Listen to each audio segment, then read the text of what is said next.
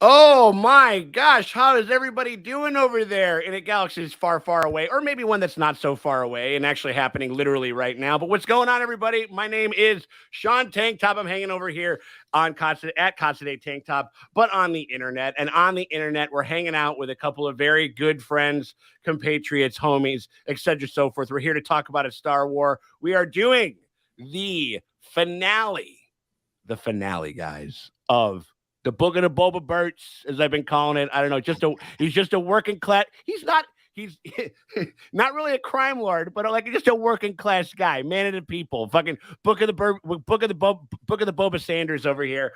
We are talking about the Book of Boba Fett, episode 7 of season 1, in the name of honor. And we're here to have a full spoiler discussion. Just as a shout out, definitely go out and it helps to have seen this episode to be hanging out on this live stream. So if you haven't done it, go out and check out the episode and then come back and watch the replay of the live stream. Shout out to everybody in the chat. And also, listen, as per usual with anything concluding in Star Wars, in the discussion, I think that you can't love something unless you got a couple of 2-3 things to say about it. You know what I mean? And just make sure that you keep it civil in the chat. We're going to keep it civil in here in the discussion and stuff like that. And now we're just going to introduce everybody to Boba's, as we were calling him, Buddy Fett or Boba Friend. But I got a couple of Boba friends over here. I got myself R2 Drace 2 and Pelly Morgo over there. It's Dustin and Morgan. How you doing over there, Draces?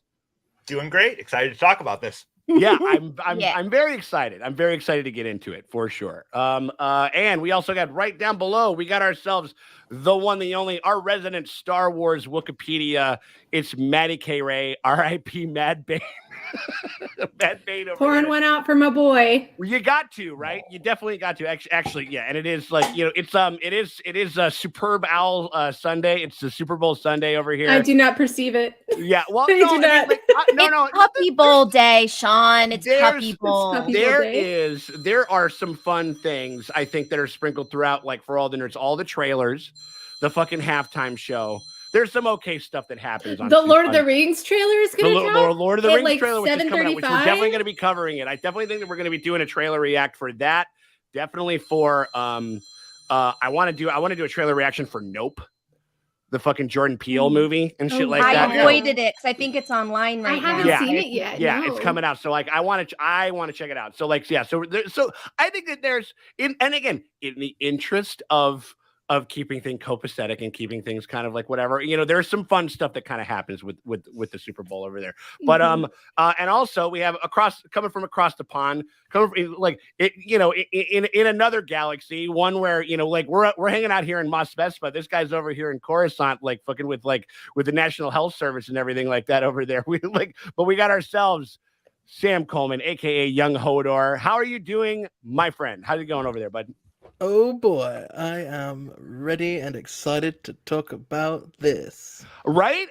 I think it's kind of juicy though. I mean, I think that this is I always love it when there is a legit discussion about about stuff, because we've definitely covered episodes of Star Wars and of other shows where we're just singing the praises of something and just saying how great something is. And I think that there are great things about this whole series as a whole, about this episode as a whole.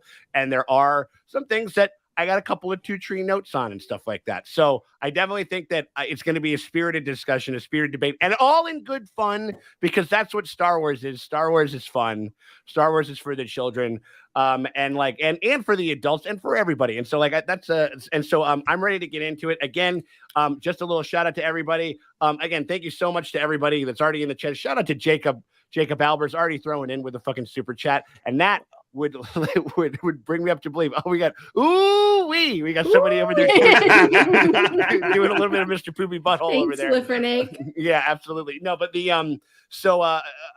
follow, if you guys want to get into the conversation and guarantee that you get into the conversation, you need to follow the lead of one Jacob Albers over here. Mr. Albers is thrown in a super chat and making sure that his comment, his theory, his question, etc., so forth, gets instituted into this discussion, guaranteed. We will, if you make a dope ass comment, hopefully somebody spots it and we're going to try to put it up on screen. But if you want to ensure and guarantee that you get into the conversation, hit us with a super chat for any dollar amount. It's always appreciated. And that's how you can that's how we can, guarantee that you get kind of your voice heard in here, because this is, I don't know, man. I mean, who knows? I mean, it's the Wild West of Tatooine in these comments. You never know what's going to happen. I'm bilking people for money. I'm more of a crime lord than fucking Boba Fett is, kind of, sort of. I'm shaking people down for the pleasure of our company. Somebody get this man a Cantono. Dibs on being Major Domo. Absolutely, I'm totally with it. But anyway, we'll just get through it real quick. R.I.P. Piggy Boys come from Jacob. Which I mean, have you seen my name over here, the Shinorian Guard? I mean, like, I'm feeling that one for sure, and that's definitely going to come up in our prompts over here.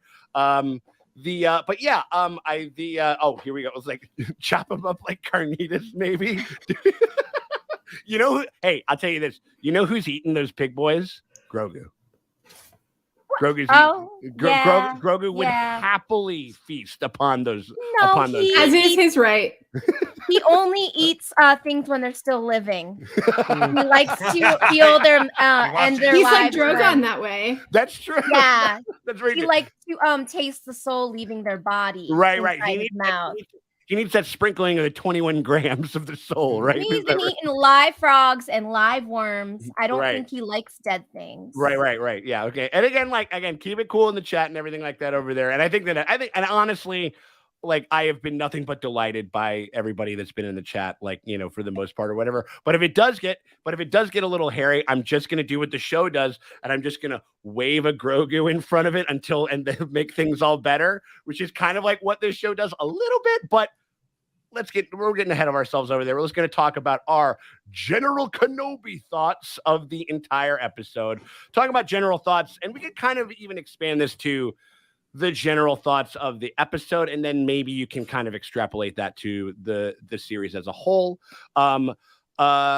Maddie, never one to mince words, always one for an honest take over there. And not that any of us are dishonest, but always one. I always revel to, no, of course. But I always revel to hear what you got to say about it. What did you think about this here episode over here? What are your general thoughts? I liked it more than I liked the last episode, which is not saying much because I really did not enjoy the last episode. But I liked how they wrapped everything up. It was kind of like a bunch of like, oh, I see, like, I wanted them to do that, but I didn't know that I wanted them to do it this way. And like, so I was like kind of satisfied, mostly kind of like I was going to be bummed out no matter what. So I was trying to find the good stuff in there within that. So sure.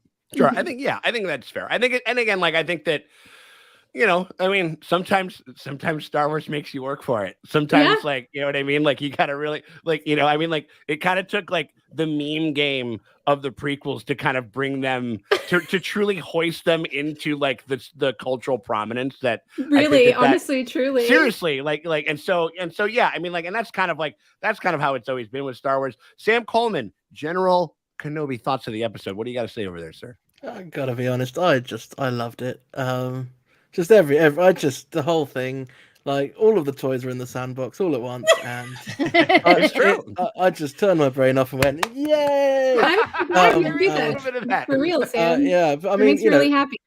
The intellectual side of me also enjoyed it a little bit. There was lots of moments which I'll get into later, like little political things and little bits and bobs that I was like, "Ooh, I like him. Me like him a lot." So that's my thoughts. Right on. Excellent. I'm loving it. No, absolutely. Draces, what do you got over there? General thoughts on the episode. I'm pretty easily entertained. If you don't think about it too much, the episode was fun. But if you think about it, there's some issues. Yeah, don't look at it too quick, too close. Yeah. But yeah, I don't know. Yeah. Well, I think there was a very famous what was it? I think Hitchcock called it like the refrigerator moment. Not the refrigerator moment in regards to the Tuscans. No, but the refrigerator moment, like where you go see a movie, you're back at home, you're going to grab like a drink or like, get something out of the fridge. And then you kind of like, you grab it and then you kind of come up and you just go, I don't know if that Why'd they do that? You know what I mean? Or whatever the fuck it is. And like, and there's a handful of those with this episode. And I think with the series overall, I mean, I'll say this. I was very tired and kind of a little more blunt on our reaction video. If you caught my reaction video, I believe, and I quote, "This show fucking sucks" was exactly what I just said on the video.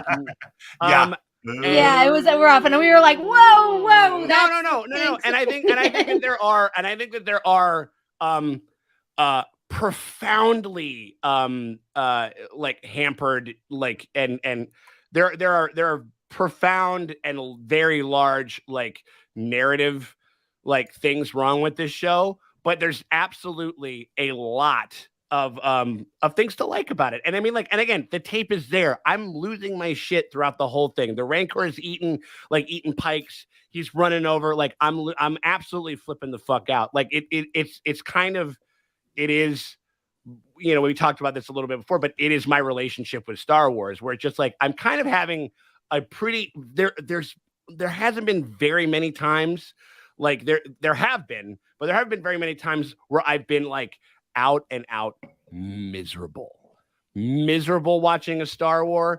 I rewatched Revenge of the Sith. Holy shit, that movie sucks. Like, right? Oh my god, that is like, you want to watch a bad Star Wars? That is it. You want to talk about this? Was fucking fun. That movie is an abomination. You want to talk about this show was great. You want to talk about? I'm sorry, Maddie. No. I'm gonna throw money in and fight you for that movie. Stole like so much of my life essence. Was just like, I was like sitting there like slack-jawed at how bad that movie is. Yeah. No, I mean, again, most people say that about episode 2. They don't usually say that about episode 3. They usually say it about episode 2. Yeah. Right. Maybe I'll watch that and hate that too. I don't know. I haven't watched it in 20 years. I would honestly love for you to watch episode 2, and I really want you to text me. Episode 2 is a lot of fun in how kind of funny it is and stuff like that. Kind of, you know what I mean? Like there's a lot of shit like that. You know what I mean? Like, but yeah, so I think that,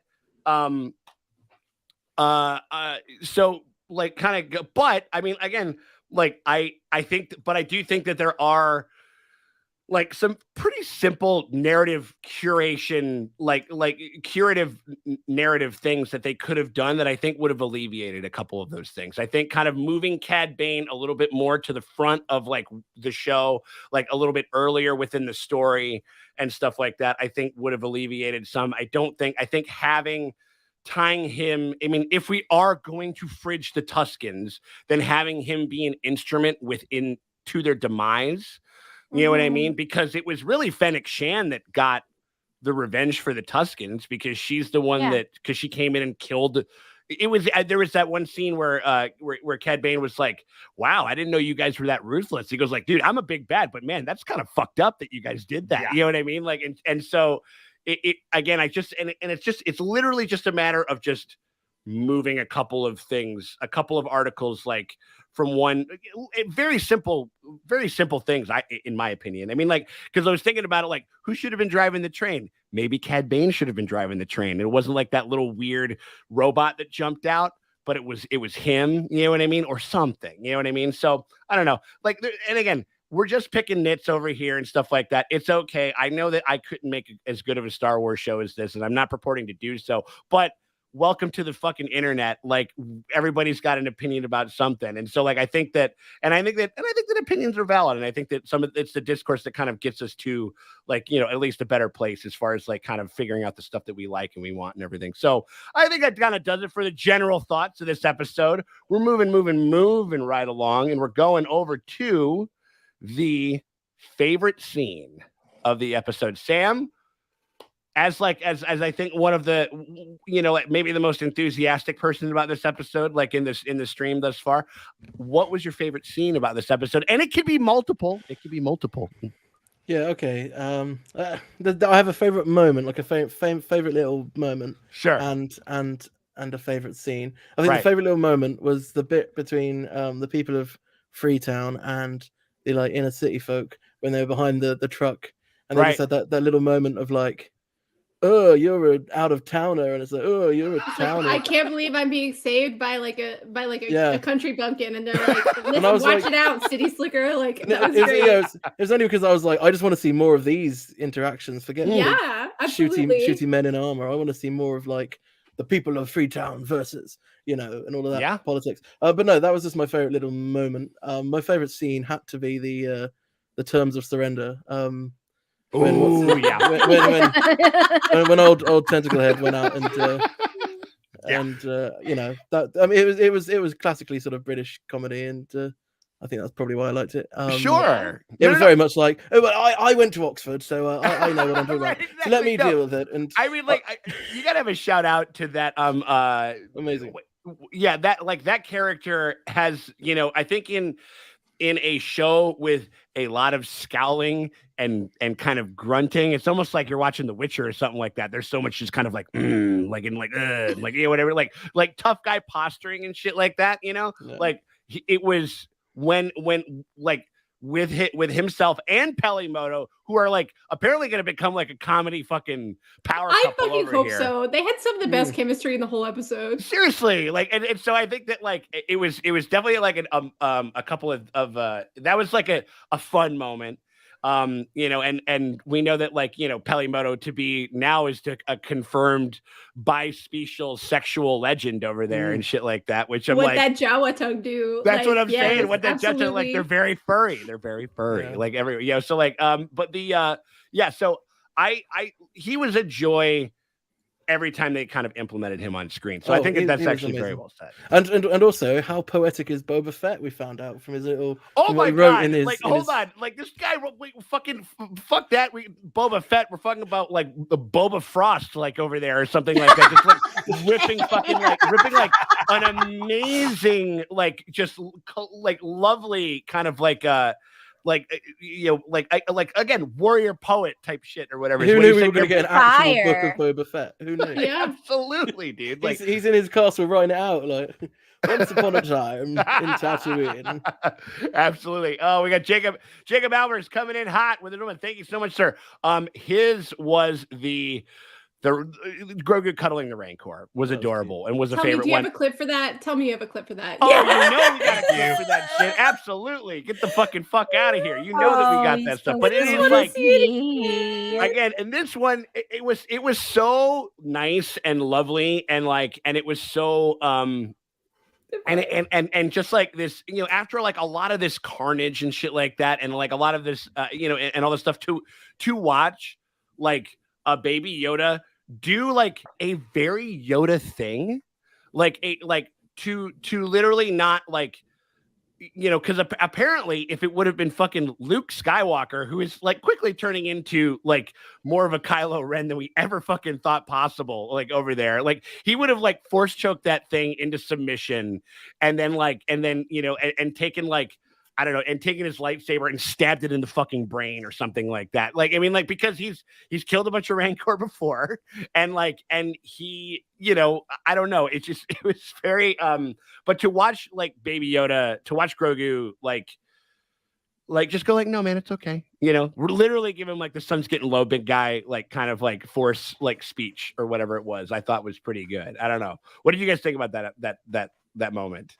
That was my favorite moment. Like you could do a whole show that was just kind of a Yule log, but instead of like a fireplace, it would just be the Rancor and Grogu napping. Weird Al Yankor. Yeah, just napping and just for like a half hour every week, you just watch them nap, and maybe sometimes they sigh or like Grogu rolls over. I would watch that show. Yeah, and be very happy. Right. No, I think it's and all of the Grogu stuff was delightful. I mean, like whether or not I think that it should have been in this episode is a completely other fucking like issue altogether. Again, and that kind of goes. Who cares? No, that's what I'm saying. No. It is like it. I was thinking about this the other day, where it's like Favreau and Filoni, at least as storytellers to a certain degree, they are definitely like Grogu is like the new like Jedi narrative, like Jedi mind trick kind of in a way, where just like, like we're the stormtroopers and we're like, we want to watch a cool like badass Boba Fett show. It's like, you don't want to see a Boba Fett show. You know, it's like, we don't want to see a Boba Fett show. He goes like, you want to see the Baby Grogu show. It's like, we want to see the Baby Grogu show, even though we do. It's not a trick. Like, that is a relationship that we spent 2 seasons building, and then seemingly kind of like, you know, there was a parting of ways. And that was one thing that I also thought about, where it's just like, you can essentially skip, like, you can skip the final scene, the culminative, like, emotional scene of Mandalorian season 2, and literally miss nothing about their story now, because they're just still together. Like, it renders Luke completely meaningless, like inside of like this whole narrative and stuff like that. Which again, like, I don't know. fine. No, I don't think so. I don't think so, because I think Grogu's way more powerful now, and it would be weird if Grogu just shows up in like season 3 of Mandalorian, all of a sudden being able to like control a Rancor, or like I don't know, do all that crazy stuff. I feel like he needed at least one training montage scene of him like leveling up, right? Okay, yeah, I guess so. I also really like the idea going back to the whole like difference between like Grogu and Luke, or like Luke's like sees a big creature, he's like, Wampa, kill it. Rancor, kill it. Grogu's like, Rancor, Nah. oh, he's my best friend. He's a giant panther. He's a Skywalker. He's a Skywalker, baby. Like, Skywalker, just gotta kill it. Right. Skywalkers are a scourge upon the galaxy. If we have seen anything, like literally, it sort of stood like 2 out of 3, kind of, you know what I mean? Like, as far as like Kylo and Anakin, but like the more and more that I think about it, like, where that was one of the things when he sent Grogu home in the X-wing, which I like to call the Groguber. Over there, like I can see Maddie rolling her eyes. Come on, that's a somebody else calls it an R-tuber. Yeah, no, but like I think that it was also like one thing that I noticed when I rewatched it was, it's like when she goes in to pick him up, he goes like, "Oh my God, how are you doing? It's so good to see you." Like, blah blah blah, and he goes like, "Oh wait, you must be starving." So he sent him with no food. He sent him. It's like with like. Literally, like I don't know. He's like his fucking Roomba to like fucking drive him across the galaxy. Not that R2 is a Roomba. Not that R2 is R2 is not a Roomba. In fact, like if anybody, R2 is like the main character of Star Wars. Honestly, yes, he is. R2D2 had like the highest death count in Revenge of the Sith. He was just fucking lighting shit on fire left and right. Like he was an assassin. Yeah. He was like Fennec Shand. Yeah, he is a Fennec Shand. Yeah. Grogu is a snack scammer. He's always starving. He's like my 6-year-old nephew. He's a like, scammer. He always wants candy. Or like, no one's ever gonna and like. he always hasn't eaten in 8 hours. You didn't see him eat pasta forever. 20 minutes ago. Right, exactly. Always. Oh my God, I'm knocking shit over. Oh my God. No, sorry, I'm getting so excited. I'm knocking shit over my desk. No, I don't. And again, like I'm kind of poking fun, but like it's like a little weird. It's like one of the most powerful species, like that we like that he doesn't know anything about. I mean, I like the fact that he obviously kind of like, you know, respect his decision, unless like I was expecting like the cut scene or like the stinger to be like a flashback where it just shows Grogu just like force fucking yeeting Luke like 50 miles away and just like and running over to R2D2 and be like, "Yo, dude, we're getting the fuck out of Dodge, dude. This weirdo wants to keep me. He's like he's giving me this weird, super toxic ultimatum and bullshit like that. He's bringing up really weird stuff from my past that I'm really not capable of like dealing with right now. Can we leave?" And R2's like, "Yeah, dude, totally. Like, let's get the fuck out of here." So like, no, I mean, yeah, I thought that all the Baby Yodas. I mean, Baby Yoda shows up, I'm happy. I mean, like that's just like the long and fucking short of it. Absolutely. Yeah, definitely. Maddie, fave scene of the episode. What do you got over there, hon?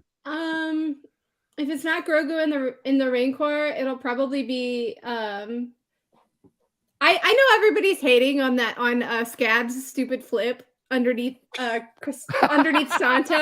I loved it. I thought it was so funny. I was like, that's Robert Rodriguez. Like, that's a stupid Star Wars move. Like, it's as in line with Star Wars as Luke's force kick is, where like he fully like kicks a dude in the face, but the camera angle is off, so his foot is like 2 feet away from the actual guy's foot, and that's how the force kick was invented. Like, no. I'm here for it. I mean, we were going back to Revenge of the Sith. I have seen so many TikToks made to try to like remember that basically like where like Anakin and Obi-Wan just take like a little twirlers like class in front of each other and stuff like that. I have seen so many bullshit TikToks trying to explain why that makes sense. And if we can't get over like, and even though the fact that like, what was it? Black Chrysanthemum kind of like had his arm around the guy. So he could have just been like you could. I don't think that it necessarily works, but it's like, he's like, get off of me, turns around, gets a shot off. There have been, I think, more nonsensical like moves in Star Wars combat than that move. 100%. Yeah, but when you're wearing a coat that cool, you want that shit to fucking fly, you want that dude. shit to spin. Like, Absolutely, man. man. I saw that and I was like, man, that actor is gonna get so much action because of that move. Like, I was like, I'm into it. Like, it was hot. Totally. It just looked hot. It just looked cool. Right. Yeah. Like, you give me that jacket and you expect me not to do that? Not like, the flip come arounds, not the spin arounds. Yeah, come on. Come on. Yeah, totally. Oh, we got the DBA, the big app over. It's like, Luke treated Grogu like an 80s kid. Good luck. Hope you don't die. Too true, King. Too true. Yeah, or just like he's like literally just like go jump on your bike and just be back by dinner. That's the only thing that I want. True and like, story. True story. Yeah, like don't try not to get trapped in the upside down. It's fine. Whatever. Literally, for sure. Oh my god. Yeah, I mean, I think the whole so I that was the least amount. Well, I think people like kind of getting upset about that are like the same people that get upset about like the "they fly now" line, like in Rise of Skywalker, and you're just like, what? Like, that's your fucking issue with this? There are so many more like structural and literal like brain numbing issues with what the fuck like we are actually discussing than than this line of dialogue necessarily. Also like let's get get over here let's get in real quick with Sankth over here. We'll pop that into the chat with his favorite scene, just showing some love with the super chats over there. $5 Boba Fett and Bane standoff. I'm satisfied with that being Bane's end. I think that Boba actually got to do something in his own show without needing to be saved, which I think is fair. I think that's absolutely fair. I think maybe if it was it was classic. I would have loved it if Cad Bane had done literally anything else in this season. If he had done like 6 episodes worth of doing like Cad Bane shit, I would have been fine with it. Yeah. But because he came out of the woodwork literally like in the last 10 minutes of the last episode, I'm like, meh. Yeah. Well, some people were saying, they were just like, well, like if you watch the Clone Wars, this is like and all the whatever stuff in the Bad Batch. I did watch the Clone Wars. I did watch everything. No. Like, I was still unimpressed. I think that like you do have to tell a story on the merits of its own. Like it has to justify its own existence within the story that you're telling. Yeah. And like again, like I bring up my lovely mother Janine. If my mom Janine can't if my mom I'm not, she doesn't need to go back and watch a card like, the Clone Wars to know what she needs to know about Cad Bane. And I think that they defined him well enough in the time that they had for him, but I just wanted more of him in the story because he's so fucking compelling. And he's so like, and he's so, they could have, again, if we are going to kill him, you want to really root for that shit. And like, and Dustin brought this up, and I thought it was a very minor note, a light, a couple light tweaks, but where he's like, no, I killed your fucking Tusken fucking family, dude. Yeah, it was me, motherfucker. If he was traveling behind Boba the whole show, tracking him down, like and just missing him, but being able to murder a bunch of people, like if Cad had killed the Tusken Raiders, you would have been like, fuck. If Cad had killed Garza Whip, you would have been like, fuck. Yeah. Like it would have been so much better than these fucking pikes that we don't give a shit about. Catfish assholes. Like they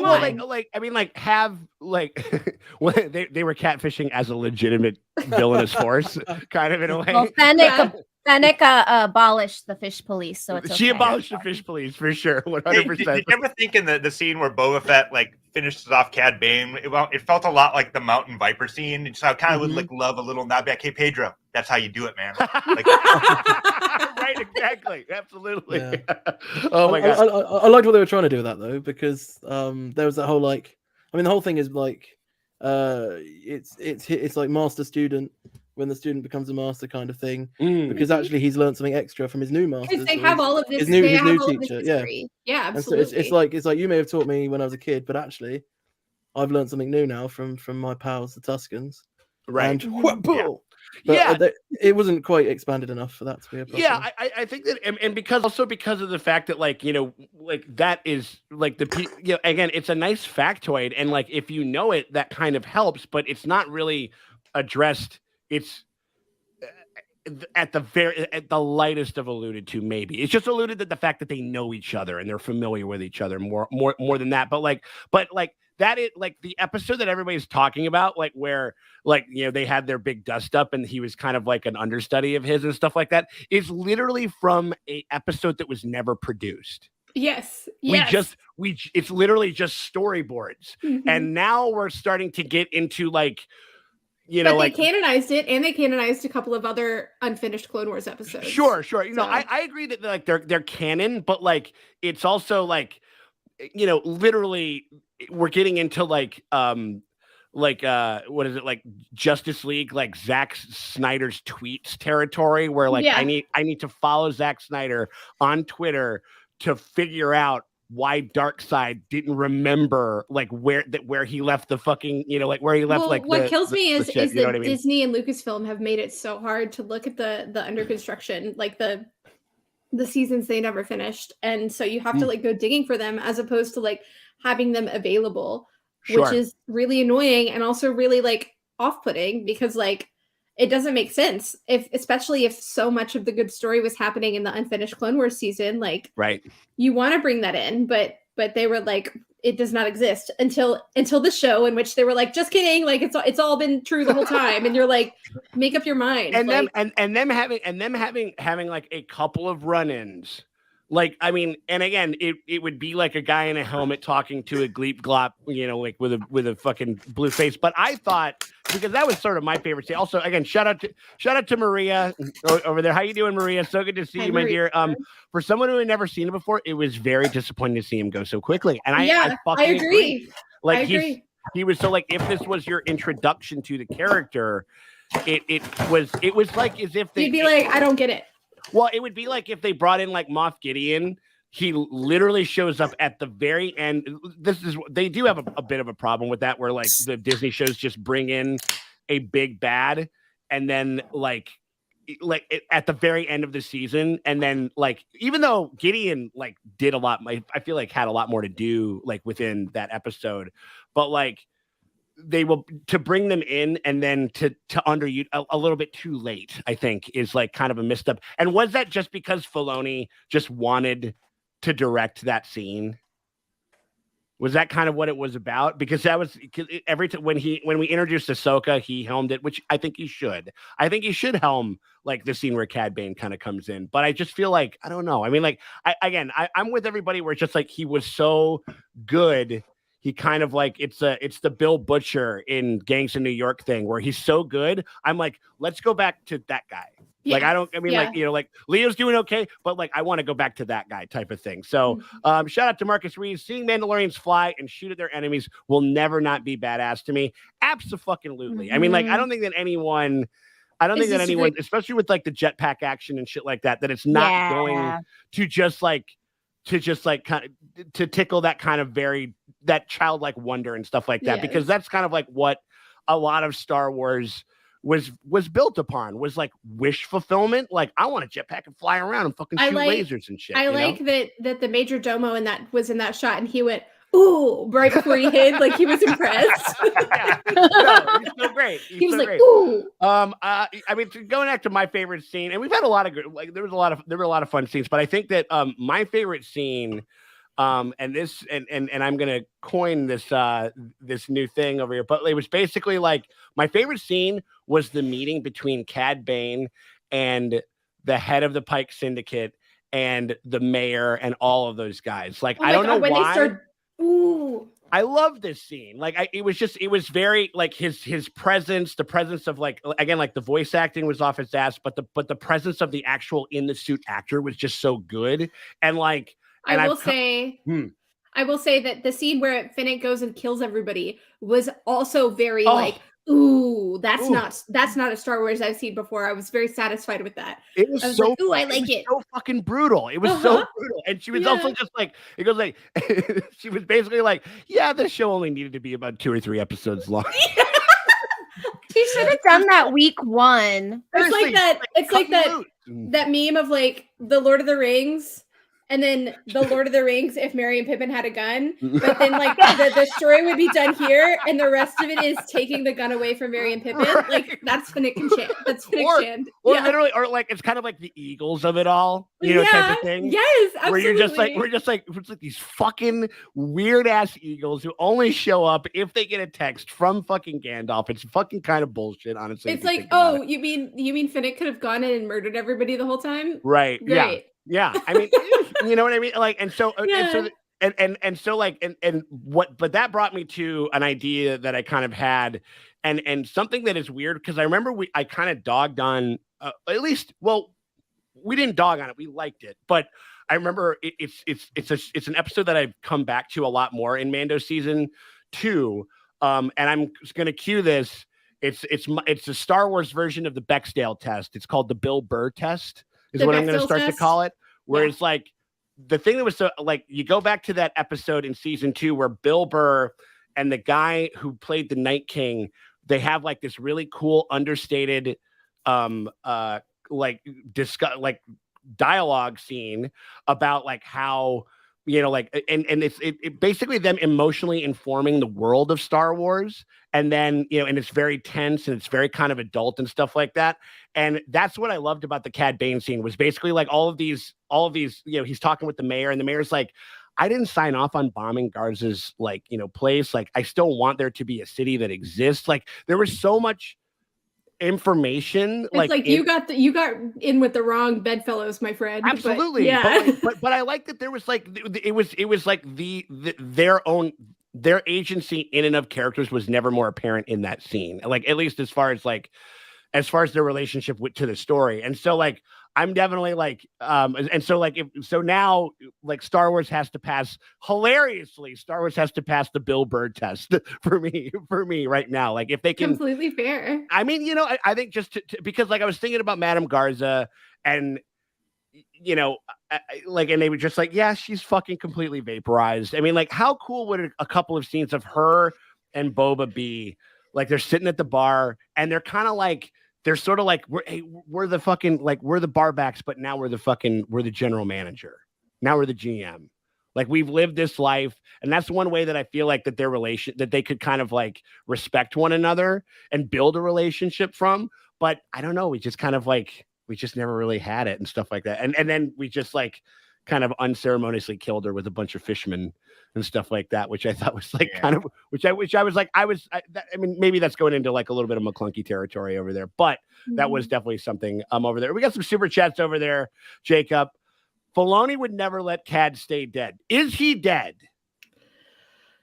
I think he's dead until they decide to bring him back. Like, there is a world in which he can be dead, and I would be happier with that world, even though I don't want him to die. Does that make sense? Like, well, I mean, do you mean that you want stakes in your story? Want stakes. I want like consequences. I want like actions, and like everybody started going off about like the blinking light on his chest.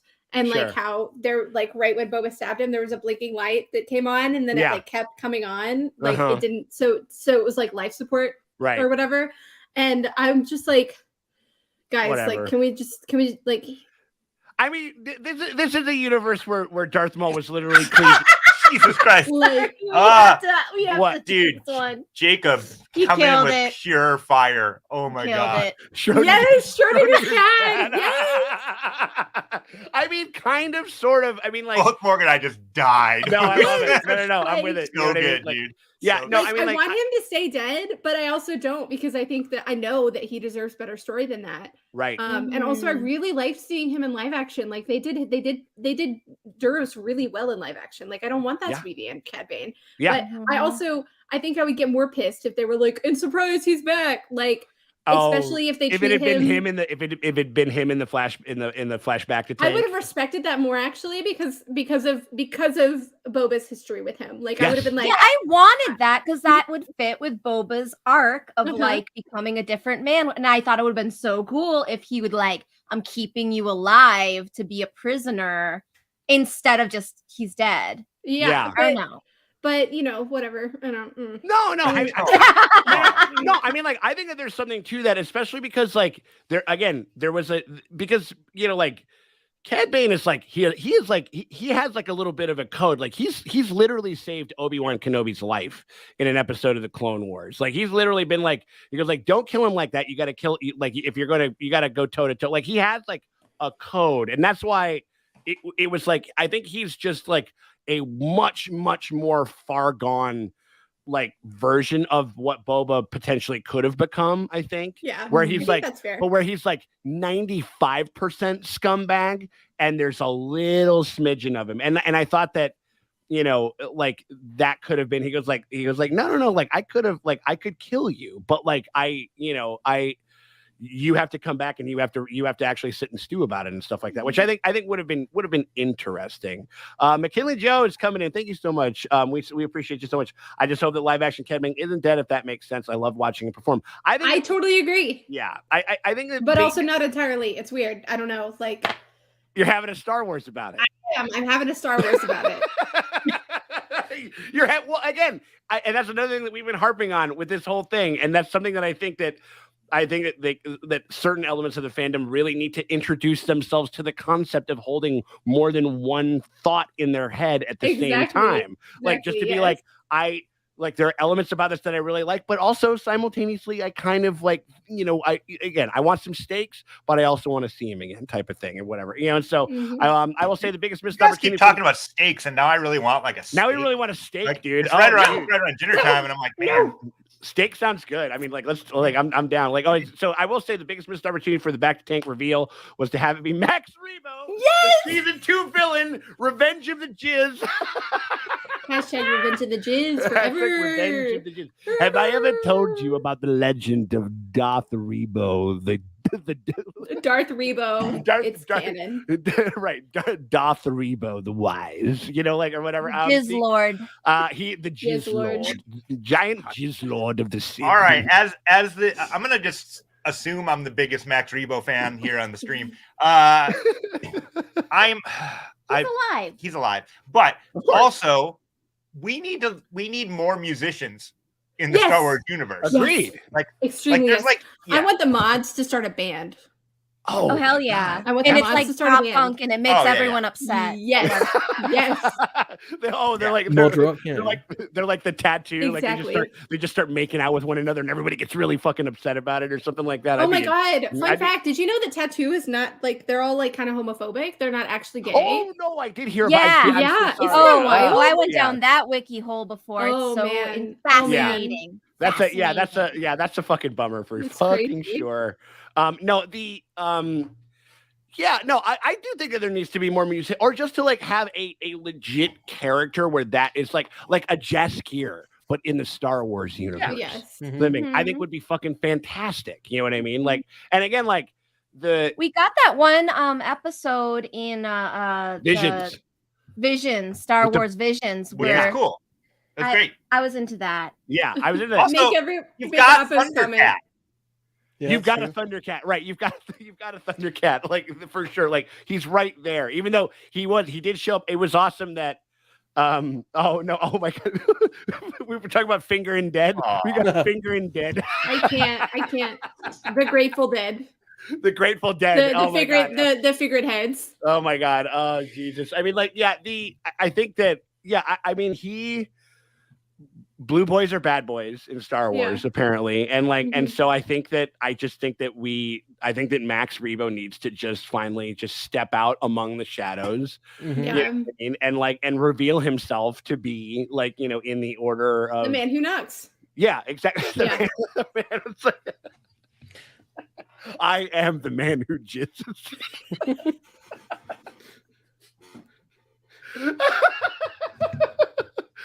I'm sorry. And like, and you know what? Just for that, we need to bring in our.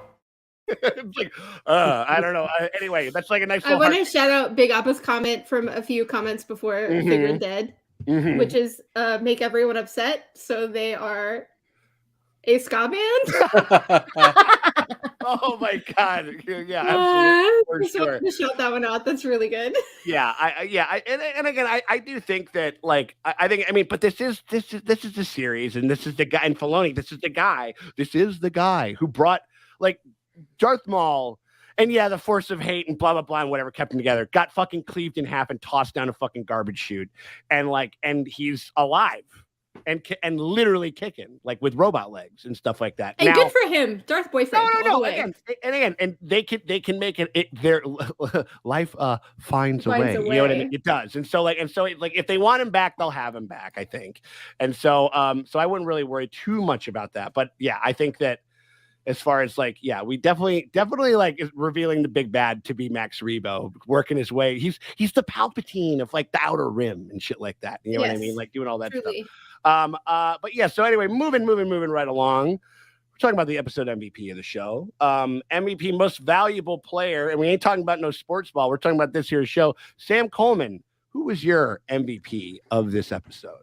Okay, so I know that it all went wrong because of them, but I'm gonna go with our good pals Drash and Scad, because I think they did a lot of the heavy lifting in this episode. I mean, they came up with a pivot plan, which usually would have been awesome if it wasn't for Boba's terrible democracy and diplomacy and his inability to make friends with other people from other areas, or his inability to consider that if you put like Santh in with a load of people who hate him, and then you put the mods in the workers' district with a load of people who hate them, and then and you put some pigs next to some bloody butchers. I mean, come on. Well, no, butchers and on the edge of a fucking cliff. By the way, like that was.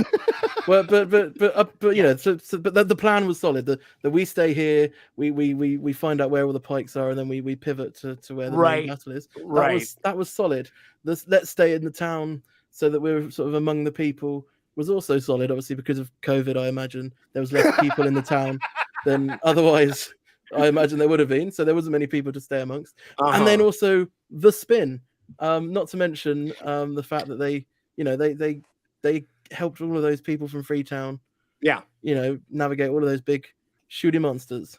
Whilst the two boys in shining armor were the sniper girlfriends having their moments. So right, yeah, the Scorpio, the Scorpo Droitica guys or whatever. Yeah.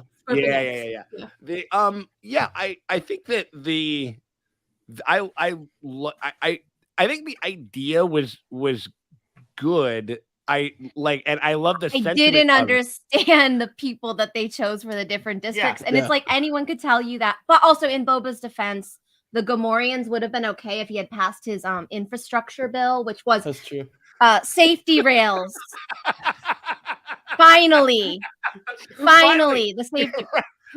No, I mean, well, or at least within Tatooine, because we know that like there still aren't any safety rails like once we get into the sequel era and shit like that. You know what I mean? But like I'm saying, hearts and minds, if you gave that city safety rails, people would be like, "This guy's not so bad. This is revolutionary." Bad. Yeah, infrastructure. Infrastructure. It's like shit that you can see and touch and literally like affects you. And then you're creating jobs like with the construction guys that got to make those fucking guardrails. Like, you know, good union jobs too. Good union jobs too. Absolutely. So like, yeah, no, I think that like, I love the sentiment of it, but I think that I can't remember who it was. I think we said this last week where, you know, we posited that he goes like, listen, you know, I can't.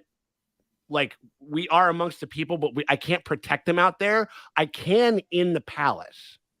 So have everybody come and like have like a Helm's Deep. Pulling a Cersei?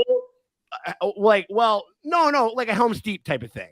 Like, okay, more Helm's Deep than Cersei yeah, okay, yeah, exactly. I want to throw Cersei, man. Thanks a lot.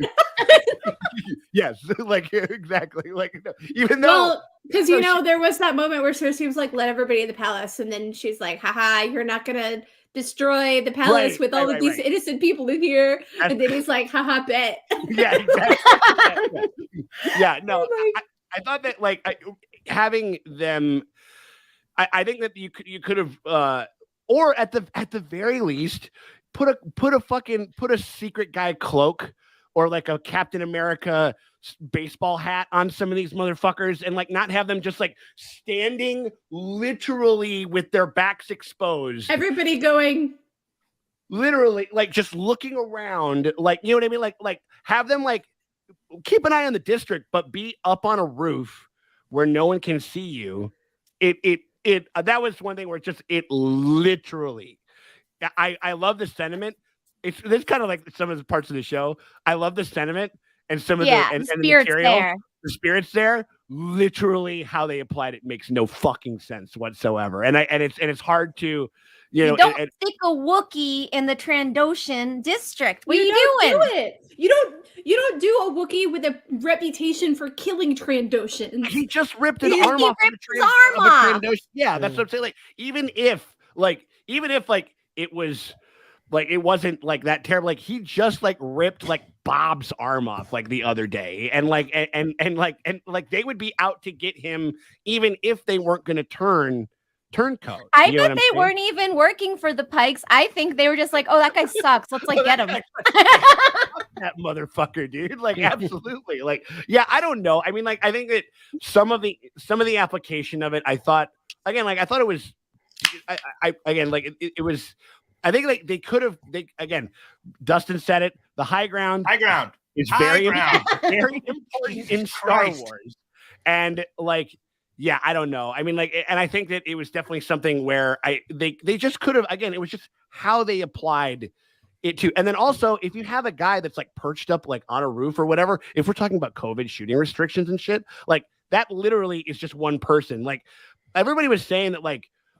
How sparsely populated it felt like the city was. Like, it didn't feel like anybody was there. It didn't feel like there's not that many people in Freetown where they're like, we got to wait for the reinforcements. We got to wait for these like 11 guys. 5 people. Yeah, if that, yeah. Like, they literally all came in one car. They literally showed up in one fucking Ford Aerostar van and they made it and that's all they needed. Like it was like, wow, crazy reinforcements. I don't know. It was I mean, the reinforcements, and again, like I really wonder if there ever was a plan to bring the Tuskens back. Like there should have been. It really blows my mind that there wasn't. I feel like there's another script where it's like the female Tusken is like brings in like an army.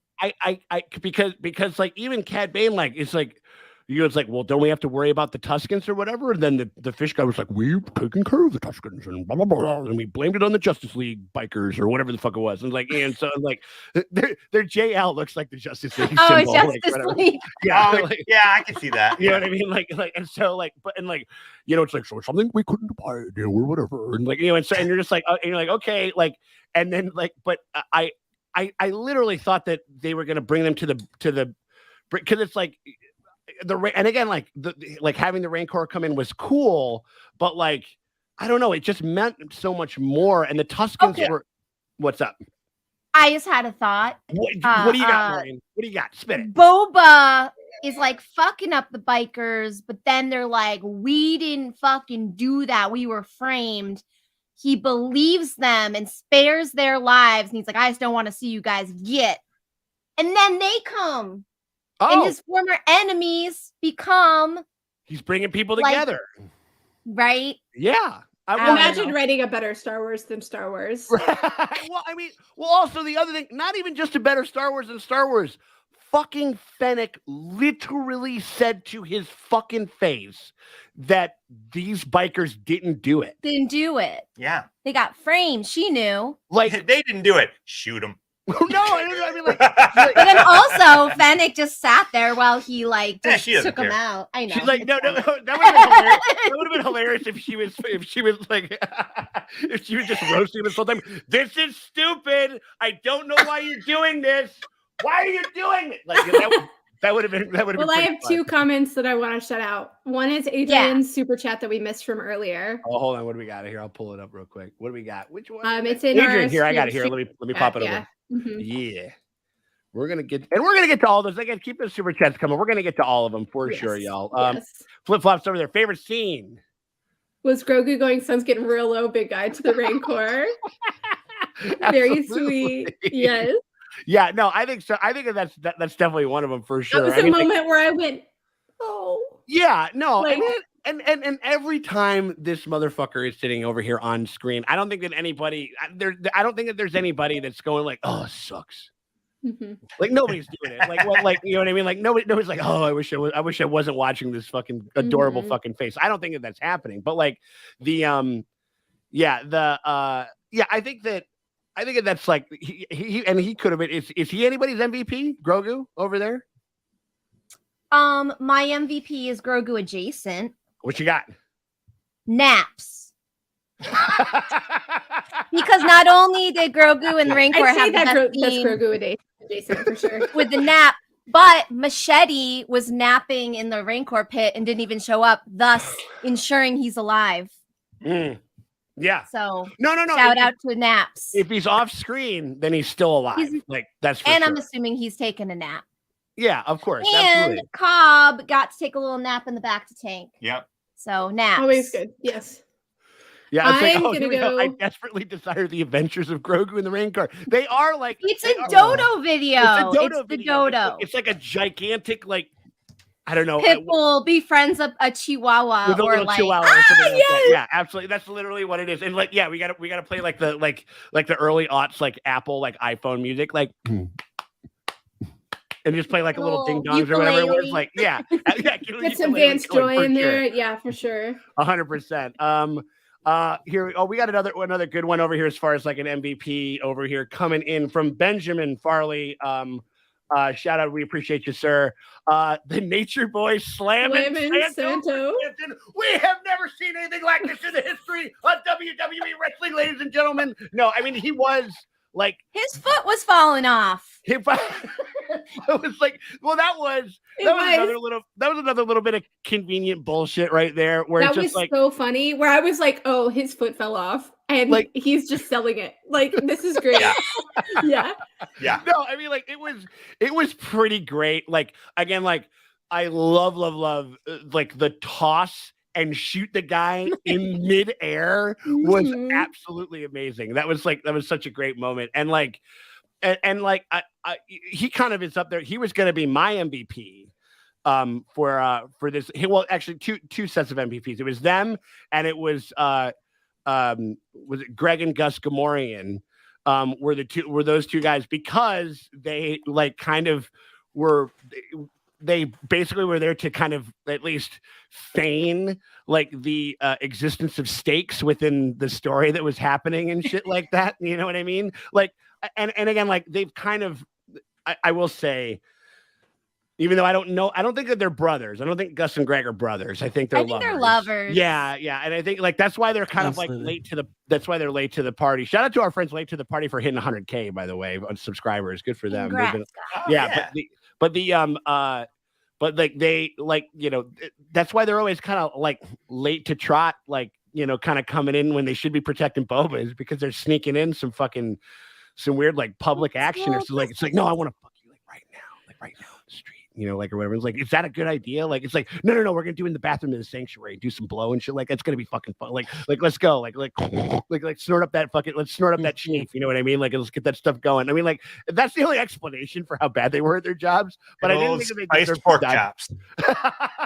We did kind of go out like Thelma and Louise falling off cliff together. Yeah, that was a super gay way to go. I must say, holding each other's hands, going down the whole way and stuff like that. Oh my god, no, I love it. Those are my MVPs. Did we miss anybody? Who else has got an MVP over there? I have one, and my MVP is Not Lob Parrot's MVP comment that I posted in the StreamYard chat. which I do fully agree with. Because I was having trouble finding an MVP for this episode because like I didn't feel strongly that I loved it as much as other people, but I didn't dislike it. I just was like, yeah, it was an episode. But shout out, Sean, you got it. Do you want me to? Okay. I think I got it. Or was it a different one? Whoever said let's put Amy Sedaris in a prolonged action sequence. 10 out of 10. Absolutely not Lob Parrot. Yes. Absolutely, man. Yeah.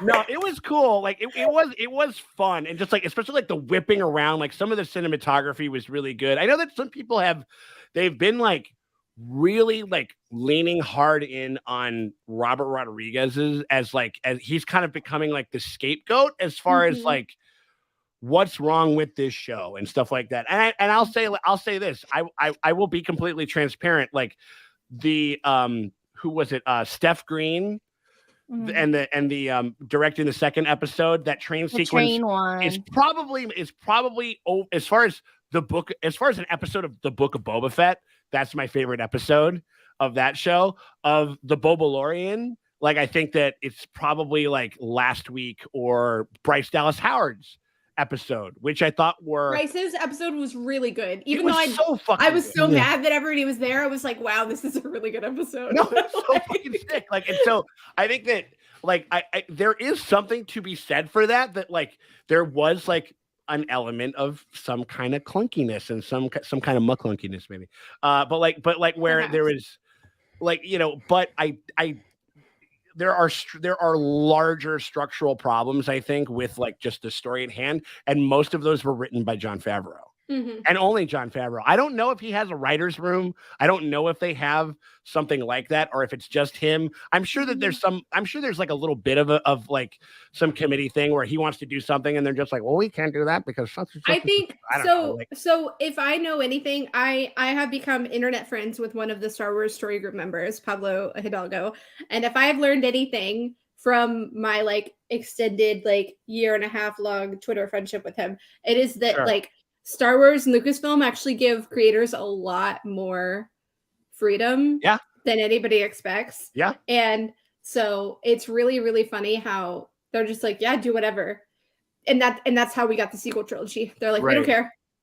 That was, I would say, somewhat like too much free for all. Maybe, yeah. I mean, like, and like, you know, and Rogue One was kind of maybe not as famously recommandeered and reshot and stuff like that, but but they did go through significant reshoots, yes. And like, and Solo, and although I'm fucking living for that one take of Rogue One where they kiss at the end, and there's exactly one screenshot existing from that scene, and put that shit on my gravestone. I will die by that. I'm not even kidding. That's my most favorite scene in Star Wars, and it never actually happened. It never actually happened. Right? No, I mean, on my tombstone. Because I mean, you figure at that point, like the world's blowing up. It's like let's what else are we gonna do, man? Like that'd be pretty fun. Like, was it like be coming while you're going? Yeah, like that or whatever. Like. Yeah, but I think it's fair. I think it's super fair to lobby some of the blame towards Favreau, especially not like because directors do a lot, but they can only do so much. Like if the script isn't good, the episode's not going to be good, no matter who you put to direct it. No, I think that happens. I think that some of the direction was really great. I mean, like I thought that. I really think that the first half of the season was so much better than the second half. And even though there are more things that I liked in the second half, right? The coherence of the story in the first half really like sold me. Yeah, so. I think that's totally fair. Oh my god, talk about fights on the internet. The Big App is MVP juicy steaks. Sorry, man. Come on, you dirty flesh eater. Yeah, absolutely. No, over there. I mean, Big Appa and I are gonna go out for steaks when he comes into town. Dude, so motherfucker, yes. As long as Big Appa lets me hug him and I get to yell, "What's up, Big Appa?" I'm down. Right. Oh my god! All right, well, I think we kind of went through like all of our MVPs, and now we're gonna move on to and I don't think that we're gonna go fucking too hard in this whole thing because we've been peppering it out throughout. But like we're talking about the McClunky moments of the episode, and maybe of the whole, and also if it's not just the episode, it can be of the season writ large if you want or whatever it is. Mr. Sam Coleman, what do you got over there as far as a McClunky moment? Something you change around, switch, or maybe could have been excised. What do you got over there, bud? So I think my McClunky moment is is the lack of background artists, the lack of people, which I guess makes COVID my McClunky moment, really. But like there were so many parts where things didn't quite make sense, and they would have made a lot more sense had there been a whole Tatooine of people there. Like, it would have been easier to put, to spread your team out into the different parts of the city if it wasn't so clearly standing on his own with a gun, but there was actually traders running in and out of him, and he was a bit hidden. There were those like couple of guys selling nuts, like while the fucking war was going on. That was. And I guarantee you, they were probably. I mean, maybe not, but I guarantee they're probably members of crew. Sure. Like, let's get some of the crew out.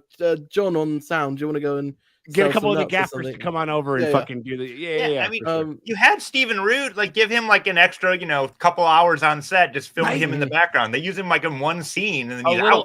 A little interconnectivity. Wouldn't it be interesting? And just like as far as again, like giving, I guess like linking. I think that there's also been like connective tissue of shit that. Because the thing is, like, with The Mandalorian, you are literally flying around the galaxy, going from place to place and getting to an adventure. And that lends itself to a little bit of, like, a more episodic structure. Like, we're coming in here, we're assessing the problem that is within this world and within these characters, and then we're solving it, and then we're leaving. Whereas we are stuck on fucking Tatooine for the entire time. And so there means, like, him, like, rebuking Stephen Root, right? Wouldn't that make sense? Like one scene where he goes, like he has the meeting, right? And then we see Stephen Root meeting with the guys. Like, this guy, I went over to him, I paid him double. And not only did he not fucking solve my problem, he literally and I know that Steve Root's a bad guy in the context of the show. He's like he's like literally like a watermonger and shit like that. But like, he could be like, this guy's gonna like all he did was he went over there and he gave them jobs and he fucking told and he wrecked and he wrecked my business model. And that would be a way that like maybe like some of Boba's decisions affected him in the future. Do you know what I'm saying? Like it's like and that's a very short, very simple scene that I think just creates a bit of interconnectivity within the narrative that I just don't think is there. It's the same thing with like Cad Bane, just like not having anything to do with the Tuskens, but him fucking flaunting the Tusken atrocity in front of him the whole time. You know what I'm saying? Like, and so I think that, and to me, that's very basic shit.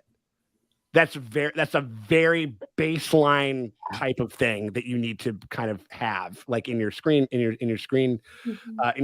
So I can understand it, but I mean, they clearly, I don't know, but the COVIDness of it all, and like also like a lot of people, I tend to think that some Star Wars fans like kind of get a little crazy and they get into like some kind of QAnon type of shit, like where they're just like all this crazy stuff going on behind the scenes, and they decided to like starring on, right, starring on, yeah, right, or like, well, but like where they, like there's this war between Kathleen Kennedy and Dave Filoni and like all that Star Wars theory bullshit that fucking gets floated around out there, and like.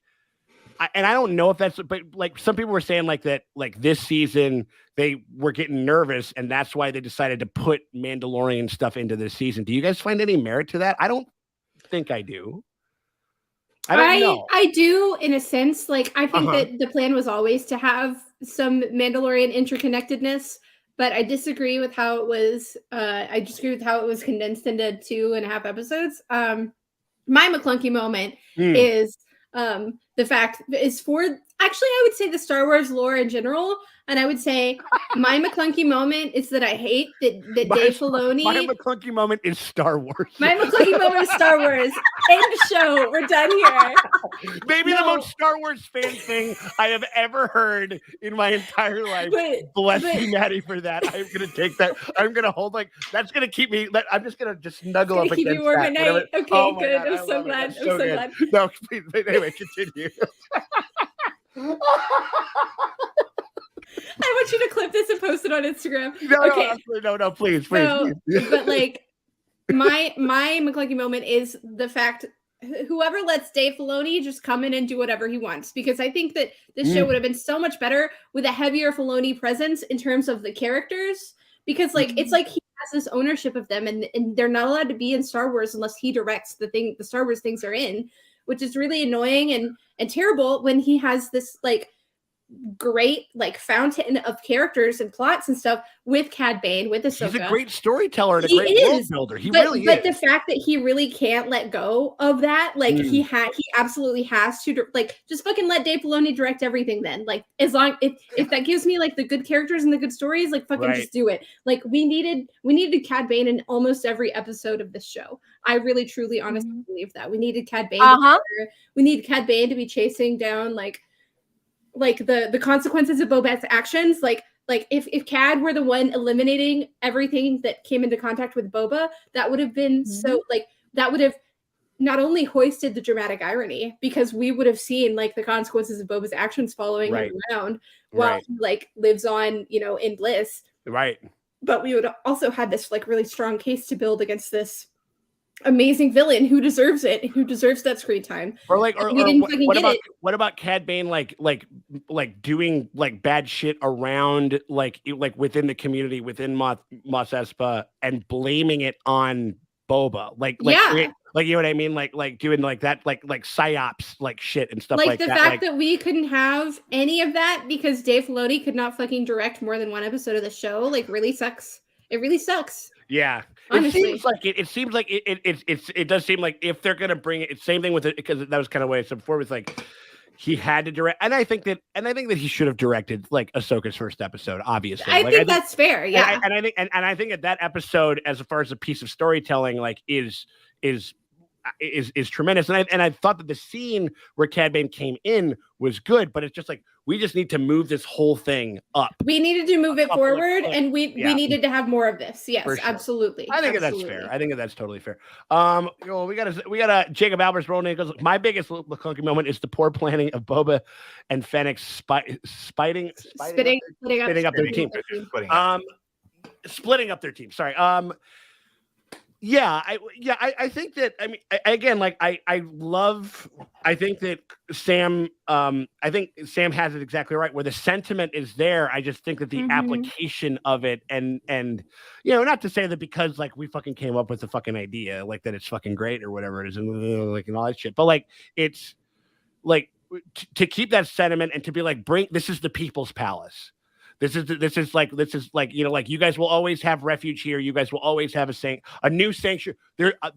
New sanctuary too. New sanctuary. Like, you know, now that the one that the old one has been, you know, has been destroyed or something like that, and it's for you guys. I mean, he sounded kind of like, but this is for you, the people, but like but in a not cynical and evil way, obviously.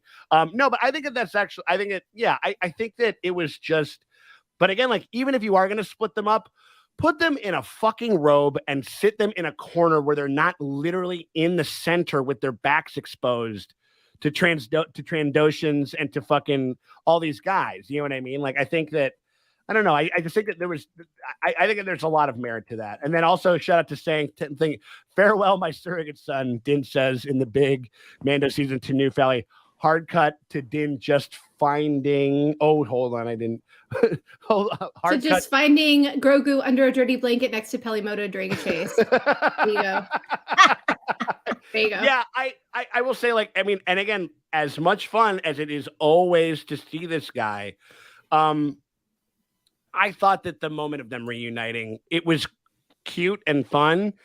I just thought I just needed it to be a little bit more momentous, like in this kind of chaotic type of thing, you know. And I think we'll get that in Mando season 3 or whatever. You think so? Like, yeah, I wasn't really worried about it in this because, you know, like it was in the middle of a literal active combat situation. Like, if I saw the person that I loved most in this world who was completely defenseless in an active gunfight, I would be like, what the fuck are you doing here? And then I would be like, oh, I love you.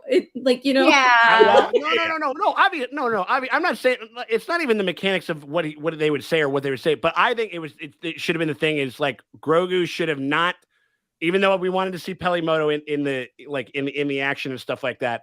Again, it's like it's a curation thing where it's just like wait until he's about to get fucking ganked by the Rancor, and then the Rancor stops, and then that would have been great. And then Grogu comes in. Grogu's we didn't know if reveal he was moment make it until that moment. We still get the cuddly moment, and then things have calmed down, and then I will fucking rain tears upon my keyboard because like I just kind of I don't know. It was cute and it was fun. I'm gonna say something. What? I don't know how y'all feel about it, but I'm gonna say something. Do it.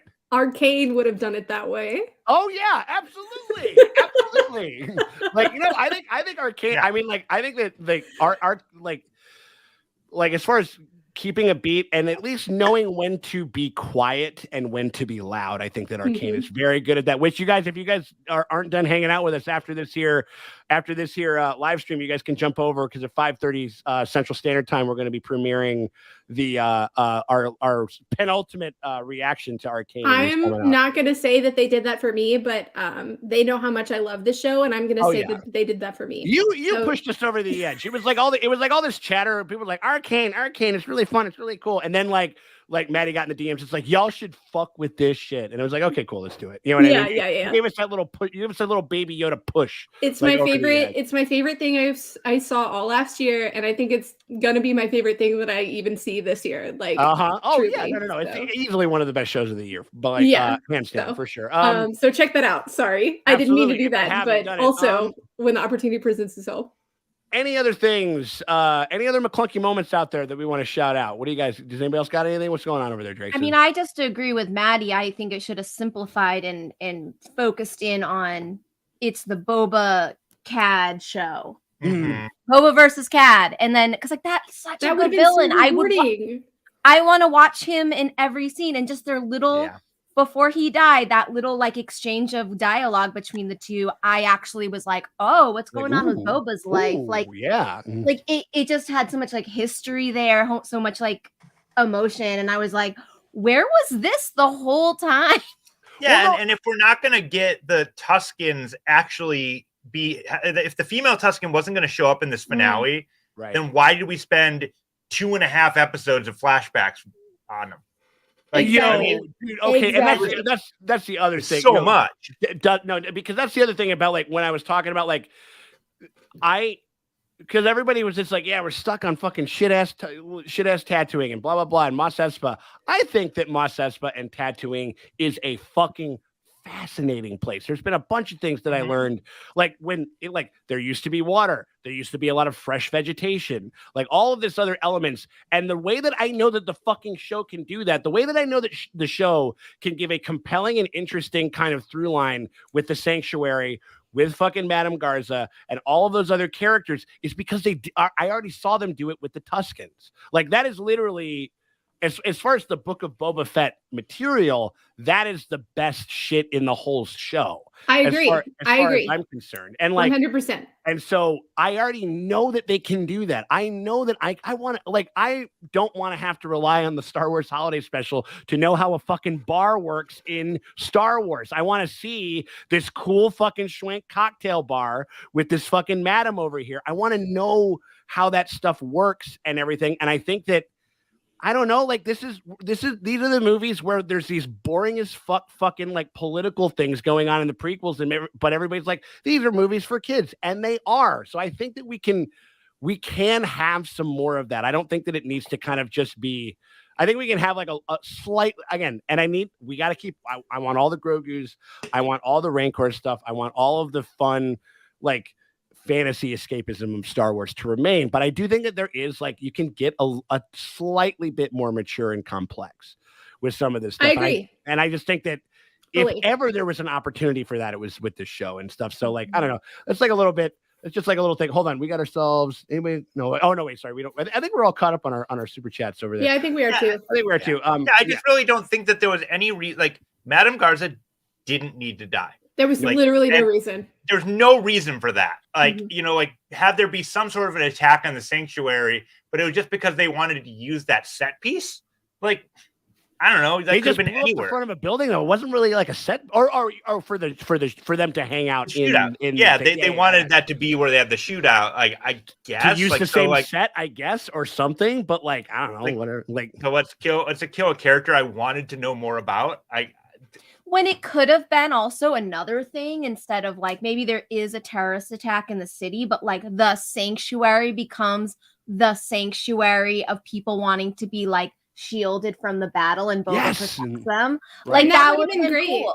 That would have been such a good through line. Yeah, I mean, like, and again, but also like, and again, like Sam, who has been in a lot more productions than we have, the COVIDness of it all might have prevented that. It could have, but I mean, like, there are like we had, you know, like in like the scenes like where they're hanging out with like the transports coming down, there's fucking people all over that fucking place. Oh my god, the spaceport scenes were so cool. Really, I was loving it. I was like, yes, this is like this is Star Wars. And you could literally just like give me like a wide shot where you just show people filing into it. Like we don't need to gather them up. Like I feel like there'd be ways around it. Hear me out. An episode somewhere closer to the end of this show, of the run of the show, that's just like a tourist. It's a bottle episode. It follows a tourist arriving to Tatooine and going through their life and like also like interacting with all of these forces. There's GoPro tours that people do, like and everything.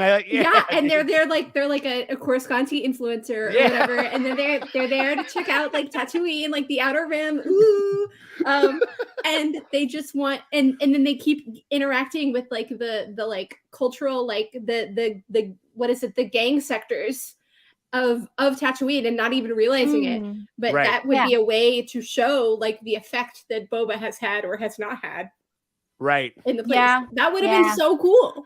I mean, it was literally a recapitulation of the siege at the end of Mando season 1, where they're holed up in a busted out bar, where it's just like, get them in that fucking palace. Yeah, we have the palace set, and the palace has the back to tank in case you lose somebody super important. Somebody gets hit with a back tank, you just like toss them in the back to tank for a minute and shit like that, and get them over there.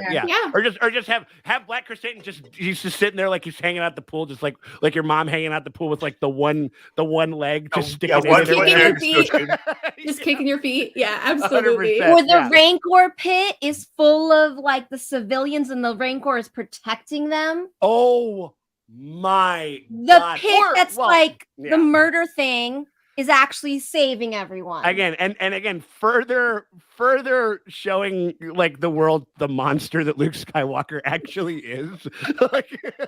like in those Chanel boots. I think that I think some of the elements of like how they kind of assembled like the stuff. I don't know. I mean, like I just feel like there's a couple things that kind of just would have been like a little bit more satisfying and stuff like that. It's like, oh, if you played Battlefront 2, and Dustin absolutely has, you know how fun that palace is to fight in and shit like that. Wait, the first Battlefront 2 or the second Battlefront 2? I think or what like the update. I'm assuming, right? I didn't play the update, but I played the OG. So. Okay, I got you. Like, well, here I think that kind of does it. I mean, like, and again, the tape is out there. We still had a great time with this shit. You know what I mean? Yeah, absolutely. My overall review is wee. Yeah. Right. Yeah. No, you're like Grogu at the end of the episode, at the end of the season, essentially. You know what I mean? Like just sitting in the sunroof, just zipping away and stuff like that. Yes, exactly. Yeah. No, I totally get it. But like, or you're like to have Madame Garza like come out and be outside, and she's like, everybody's dead. Like my two best earners, my two best sex workers that come over and ask if they want to. No, but then she would be sitting there. She'd be like, no, Madame Garza could have been like, I'm not leaving my place.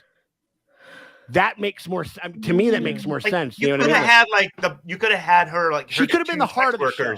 And she's like crying over if they had died, and she's like, no, they're like my best friends. We've been together for we built this bar together. Yeah. I am convinced that Madame Garza could have been the heart of Mos Espa. I agree. I agree. It is such Rebo with a Gatling gun. I mean, opportunity is there. Right, absolutely. I came here to play jizz and kick ass, and I'm all out of jizz. Aren't we all? No, oh my god. Yeah, no, but like I think we're all out of jizz. I think we're all out of after jizz. that I'm all out of comment. jizz. Oh my god, yeah, no. Yeah. So like, I think that like I liked, but yeah, I just think that some of the mechanics pretty easily like could have kind of coalesced it in like in a in a little bit more of a satisfying way. But hey, you know what I mean? Like it's one of those things where, like, again, this is the show that we got. Like, give Repo a Gatling gun. Give Max Repo a Gatling gun. He's got strong fingers, so he can fucking he can like handle that thing like fucking like pretty goddamn well. Oh my God, John Mercano. Wait, was the palace really a good place to fortify when Chrysanthemum alone managed to get in with no issue? I mean, no worse than like, oh, we're sending out all our people so we know when the bad guys are coming, and then the bad guys just come and they didn't get a warning. Yeah, the bad guys were there first. No, that was hysterical. Oh, okay. That was so funny. What's that? So funny. But that was hysterical where they're just like, we're spread out, so we'll know when everybody's coming. Well, and then they're like, wait a minute, somebody's outside our door with sharpshooters on the roofs. Like, how? Like, wait a minute, I'm just finding this out now. Why? Because apparently I wasn't looking out the front door or something like that. Anyway, we're picking this over here just a little bit. You know what I mean? Like, as we're known. Yeah, we kind of are. We are. No, we are. Yeah, we are. Now we're just being mean. Again, I'll say this. I will say this. If I think if there was more emotional resonance within Boba's story itself, we wouldn't. I don't think that we would be worried about it as much because that shit happens all the fucking time in Star Wars. It happens literally in every single Star Wars movie. There are contrivances, there are coincidences, there are things that kind of do whatever. It's just sort of, if things don't emotionally make sense, then I feel like it's like when there were a couple of times I remember when you just go to the movies just to go, regardless of whether or not you wanted to see a movie or not. Yes. When you were a kid and shit. Yep. I remember this one time I saw this movie called Vertical Limit that was so boring. Like, I literally remember looking at I discovered that there was like a blinking light from what I am assuming was like a fire detector or something. But like, I realized that there was a blinking light in the roof of a fire detector because I was like not being captivated. And you can kind of like, if your mind has time to wander and if it's not engaged emotionally, I think that you start to focus on stuff like that. You know what I mean? And so maybe that's kind of like that's a little bit of kind of what we're doing over there. All right, now we're moving on to this has changed up a little bit because do we want to do Easter eggs? Do we got Easter eggs over there? I mean, are there really? I mean, they're all these. If you got them, yeah. I'm gonna take this moment to shout out my boys, the Scorpionic droids, which are clearly evolved droidicas. Yes. Droidicas are my favorite droid. I love them so much. Right. So to see the Scorpionics, yes. Yeah. They were really go hard with the shields. I was so excited. No, it was cool. That was that was a fun bit. And again, we've talked about this before, Maddie, where it's just like I love the overlap of. I love prequel tech and prequel stuff coming into like the little bit more of a war-torn post trilogy. Yeah, absolutely. It's so cool. In the OT, I think is like, and creating that synergy has always been a joy. And it looks so rad. And compared say to what you will CGI about before, yeah, and say what you will about the prequels, like the technology that they designed for the prequels is so fucking cool. And I love seeing it. Concept designs are incredible just for like, that era. Yeah. Absolutely. Because they tried really hard because they knew like the Star Wars trilogy was like something like old and battered. And so they were like, okay, let's scrub off the rust. What would this look like if this was the peak of its civilization? Right. And they really went hard in that respect, I think. 100%. No. I think that's very well said. I mean, like, it's not so much an Easter egg as much as it's probably just like my favorite line of the episode.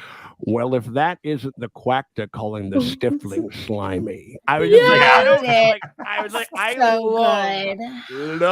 love when Star Wars kind of makes a surrogate, like when they take like a saying that we all kind of know and they Star Warsify it and they camp it up and shit like that. And like, that's some of my favorite fucking shit ever. Even though like, I wish they would have thought of that like in Empire, like that's what they can kind of knock for Empire, because there is a moment where Han does literally say to somebody, well, then I'll see you in hell. Like there's a hell, there's a devil in Star Wars or something like that. Like, I fully love that. There are number one, there is a devil in Star Wars because number two, the Deveronians are an alien species that exists, and the only reason the Deveronians exist is because someone bought a devil mask from an old movie set and put it in the Cantina alien scene. And so they were like, cool, we have the devil alien. They are Deveronians. Did we see one? I thought we saw one in the sanctuary. I think the devil guy. Yeah. I was we've seen some there. That's cool. We've seen some Devilman and a couple of crybabies over there for sure. Like, you know, I've seen a devil. Get out of here. Get out of here. I mean, that was what was happening in the back room of the sanctuary. In the first episode, yeah. Yeah, that was what that basement of the sanctuary. Yes, absolutely. Get in there. Right. No, and you expect him to come over and be like, "You want some death sticks or something like that?" Like, you want to buy some death sticks? Elon Sleaze Pagano. Yes. Sleaze Pagano is that's his name. That's his canon name. Elon Sleaze Pagano. I'm not even joking. God. No, I know that. I know that for sure. Then we can kind of move it on. Unless anybody else does anyone else have an Easter egg? We can move on, I think, to a little bit of the always tell me the odds, and this is not, we usually use this for like what's going to happen next in the story. I think we can make that a little bit more broadly to, I guess, like where, like, will we get a second season of Boba Fett? I hope not. I don't think we need it. I don't think we will, given some of the reception. And I know that it contributed to that in some way. But... And given Tamura's reticence to do literally anything, I think we're not getting a second season. Yeah. We can get a Boba episode in The Mandalorian. Sure. That would be fine. Yeah. I think he's owed.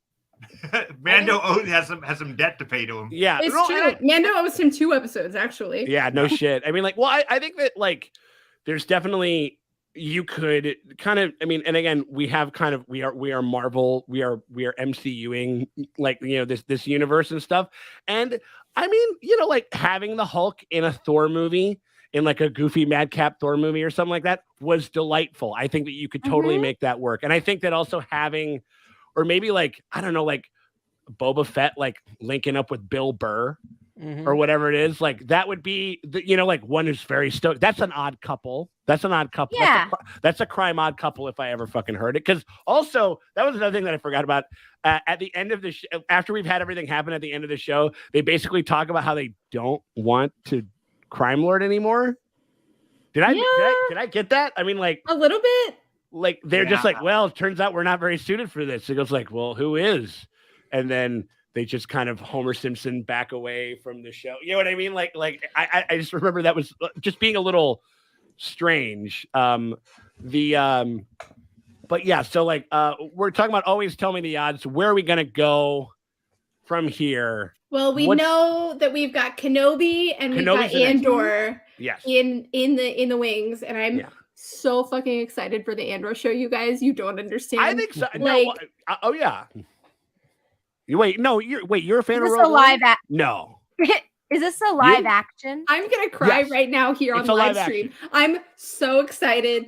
I am gonna cry. We will have Diego and Alan back as Cassian and K2. That's so sick. I cannot fucking tell you how much that like makes me want to do backflips, and like I will break my back if I do backflips. Like I don't like your girl is not built to do that. Right. But like I am so fucking excited. And if I'm right, they are adapting the John Jackson Miller novel Kenobi for the Obi-Wan Kenobi show. Or that's like, is that kind of the base of the stew that they're sort of making? Or I believe so, yes, because it is the story of Kenobi watching over young Luke on Tatooine. And number one, I really want him to get off Tatooine. I don't know that he will, but that's my one wish. We are hanging out. I think we are running around on shit fuck Tatooine for at least a little bit. I want Kenobi to leave Tatooine for more than an episode. I want to see what happens. Like I think that he can do it, but we'll see. Obviously, I would not be mad if he didn't, because the whole premise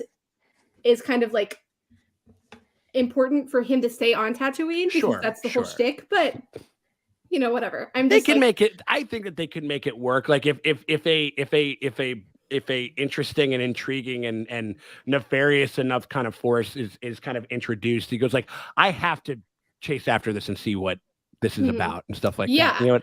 I think that and they are bringing back the Australian actor who's become like really famous, and he was in episode 3. I'm trying to remember. God damn it. Well, What are you talking about? I'm sorry. The guy who plays Owen Lars. The guy who plays in and what's his name? It's that guy. It's that guy. What's his name? No. Joel Egerton. Joel yes. Egerton. Yeah, I can't believe he was Owen Lars. That blows my brains out. Which is kind of crazy, but that they sort of just stumbled on. They had a good actor, but he is gonna be in Kenobi, so they're gonna. Oh, that's fun. Yeah. So I feel like they're gonna talk to one another. So he could be like, he could come to him and it could be like, he'd be like, hello, how's it going, Owen Lars? No, he won't talk like that, but he could be like, yo, like I gotta go off world. Watch that kid close. I gotta roll out or something. I think that he's in the show. Yeah, I think that Ewan McGregor is a really good actor to put in a show where people have to talk to each other. Mm-hmm. Because oh my god, yes. That was my favorite. That was my favorite part of Game of Thrones is when people were in rooms talking to each other. That was my favorite. Walks. Give me a fucking garden walk. God damn it! Yes, we could have used some garden walks in this show. I could have used a garden walk running around the fucking sanctuary. Could have. Yeah, some rancor walks. Let me walk my rancor while we speak of things. Yeah, absolutely. Totally. Instead, we just got Fennec telling us things we either already knew. Or we're screaming at the TV. Yeah. Like we even got in the finale, we got that flashback where I'm like, yeah, I get it. No. So I was here. We were here, right? Well, no, and it was also because as much as and Tamora, I think is a fantastic performer in he's it. Fine. I think in how he's sort of etched out his character. Niche. It's the same way that his niche. I think. Yeah. I remember they did flashback. It's supposed to be this really powerful moment, and it's just him just kind of going. He kind of has the same emotional cadre for every type of scene or whatever. Which can be really funny. He's a man of few words. That's how Steve McQueen defined his entire career, on that aesthetic and shit like that. So I totally get it. So oh, I like that. I like Owen does not like the Obi-Wan bumping heads. Yeah, I would think that I would love a kind of a them kind of going at each other and stuff like that. But I think that's a very interesting. Yeah, Obi-Wan's the next one, and that's coming out in May. And then I think Andor and Mando season 3 is coming in this year. Whether or not it's closer to the end of the year, I think it's what's going to happen. But I think Owen call Obi-Wan a crazy wizard. That's all I want. That wizard. I want the crazy word old man. I want all wizard. over the place. I agree. Anytime they get wizard in Star Wars, I'm having a good time with it for sure. Same. Owen and Ben will be arguing about Luke's future, guaranteed. Also, I'm really excited about the rest of the Kenobi cast. Indira Varma, I don't know what she's doing. I just want her to be fabulous doing it. I'm very excited. Yeah, I think that there's going to be. I mean, that is the shit that I'm most interested. You notice how we haven't talked at all about the fact that Darth Maul or Darth Vader or Vader or any of them being in the show is because that stuff isn't as interesting to me as some of the other stuff within the world. Yeah, absolutely. That's just me personally. I mean, will I get a charge if Darth Maul shows up and blah blah blah whatever? Of course, I will. I mean, I am gonna fist fight if Kira does not show up in the next 5 years. I will fist fight. But other than that, it's happening. We got to get her on there for sure. We got Shanks. I would have liked more longer episodes, more cuts to villains plotting, maybe a flashback to Boba in his prime. Yes. I would love a Boba Cad flashback. Yes, with some of their flashbacks to him when he was a kid before. When his dad died and shit like that, we had kind of stuff from that era. Yeah. No, I mean, and Morgan, you're absolutely right with in that whole with him, with the two of them. Again, if they would have had a little bit more material, to kind of flesh out, I think it's because we have an idea of who Boba was, but he was only on screen for 5 minutes or something like that in the whole OT. The best part about Cad was, at least in relation to Boba, was how he goes he says you were a fucking ruthless killer who worked with the Empire, not even a couple of years back. Who the fuck do you think you are on your fucking high horse? You know what I mean? That shit, I loved that element. You know what I mean? So yeah, I'm right. You know what it reminds me of? It reminds me of if anybody ever watched the show Enlightened, where it's Boba's the lady from Enlightened, where she's like, "No, I went to a retreat. Like I'm better, and you're still the same piece of shit. Like you're still the same." No. Yeah, or like I talked about there could have been like, and I think that somebody had even said it at some point in the chat, like how they would have. I think that the show kind of suffered from like a lack of levity in certain aspects, and like how you sort of get there, or at least a way that I thought it was get there would be like if Boba, like if his murder reflex was still like there and he had to like temper it. He goes like, oh, like I can't keep going. I can't take it too far. You know what I mean? Like I think I said that it's like the Bruce in Finding Nemo of it, where I'm just like, where you're just like, pikes are our friends, not food, like, or whatever the fuck, or something like something to that effect or whatever. Or like King Shark in like the Suicide Squad. Yeah. Oh my God. I love it. Yeah, absolutely. Shout out to Marcus. Thank you so much. I want to see Kira in Andor to watch Maddie explode from joy.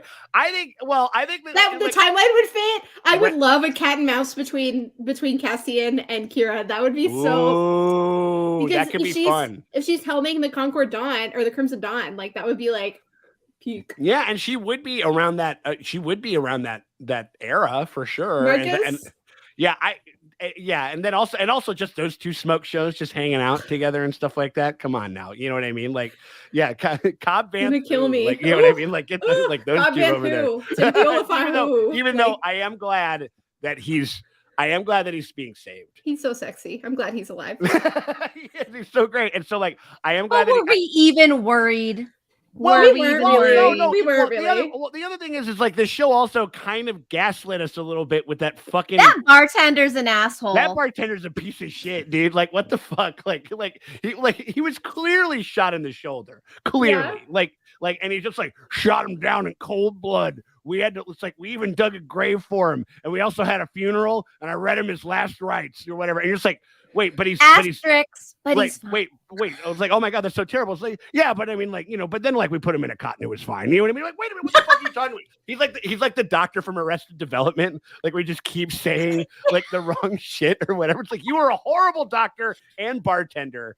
Like, or whatever. Oh, I've got a challenge in the chat. Uh-oh, what do we got? Bamboo said, I'll learn his name when you admit denim doesn't belong in Star Wars. I literally can't do that if Han's most famous pair of pants are made out of denim. I can't do that. They're dark navy blue They're denim. Like, they're denim. They're literally denim. They denim. You're wrong. I'm sorry. They're denim. As far as like that, I mean, like, I am very excited for the prospect of the Kenobi show.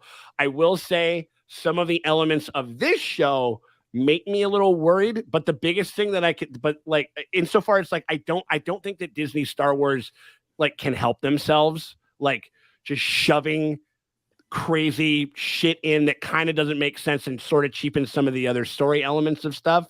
Yeah. So that to me is is a little worrisome, but the fact that Deborah Chow is writing and directing, and we have a new voice as a writer. And I've really enjoyed all of her episodes of like The Mandalorian that I've seen. Deborah Chow is so good. That's what I'm saying. And like, so I think that will, I mean, like, the gals fucking brought it in this season. Like, you know what I mean? Like they directed the best, like among the best material in this whole season. And like, so the fact that I think Deborah's coming in and like being the writer and the director, I think is for the entire thing. Yeah, exactly. She's commented the Kenobi show is exclusively directed by Deborah Chow, which I like. Right. Yeah, and absolutely. And this is the first time that we've had. I mean, like you think about WandaVision. What's some of the biggest strengths about WandaVision is that it is written and directed by one person. The whole way through. The through line kind of remains and stuff like that. And I think that there's something to be said for people coming in and doing cameo episodes. Yeah, that's fine. I think that Euphoria could use honestly like a writer's room a little bit and could use like some other stuff, even though I love a lot of elements about that at this point. But like there's definitely, I just think that there's that prospect I think is most exciting. And then we got that, and then we have the Alkalite and Andor, the fact that it could potentially take place like very far away from Skywalker shit is like, and that's where I kind of want Star Wars to go. I think that we're going to have the best prospect of that within that. So I mean, so that's another reason why I'm fucking, to quote the boys, girls get it done. Girls get it done. Oh my god, I forgot about that. Right, all of the hysterical meme posters coming out of that episode. As said by Homelander of all fucking people. Homelander of all people. Right. It's like, oh my god. Oh lordy. It's like he's not wrong. Feminist icon Homelander. He do love the mothers. Right, exactly. He loves and respects the mothers. He respects mother's milk. Okay. Yeah, he really respects mother, especially if it's warm or cold. You know what I mean? Oh, that shit was so nasty. Thanks, I hate it. All right, so I think that about wraps. I mean, like, Sam, what do you got over there as far as what are you looking forward to as far as some of these other shows and what kind of the future holds? You know, for I'm hoping Kenobi is narrative led and it goes a bit deeper than sort of just bang bang shoot. I have every faith in Deborah Chow. I do as well, and I think a Chow led Kenobi will be incredible. But I do hope there's lots of conversation, like Maddie said. Although I won't take her comment about Game of Thrones personally, being one of the characters with the least to say in that show. Come here, Sam. Come here. I'm cupping your head gently, and I give you a kiss. Mwah. I love you. You're the best. Hellfish Homelander. I can drink it in warm, or I can drink it in cold. I will say if there is a Boba Fett season 2, I hope that they go a little bit more like Agents of S.H.I.E.L.D.y with it and a little bit more serial. Where it's kind of like the gang going out to fix the problem. I'm really mad that no one has drank boba tea in Star Wars yet. The Book of Boba Fett would have been the perfect time to do that. It's sitting right there. It's right there. And then they could sell boba-themed drinks at Galaxy's Edge. Like, it writes itself. You could do that. It writes itself. It would be better than them giving out like those drink things that look like thermal detonators that people literally get stopped on plane flights for. Have you guys heard about that shit? Yes. They are Coca-Cola bottles that look like grenades. And people take them home like on the plane, and the whole fucking plane gets stopped because they're like, I want my little collectible. It's absolutely incredible. Here, like, I'm pumped for the Alkalite, truly, because it sounds like truly new and untouched territory. Okay, that is my number one. I just want to say, friend of the show, Lindsay Romaine. Yes, love her so much. She had a deep, in-depth conversation with the creator. And I cannot reveal anything because I was not revealed anything. But all I can say is that I trust every opinion she has on movies, and this is one of her most anticipated TV shows of all time. Sure. And I cannot wait. Yeah. I think that's a big one.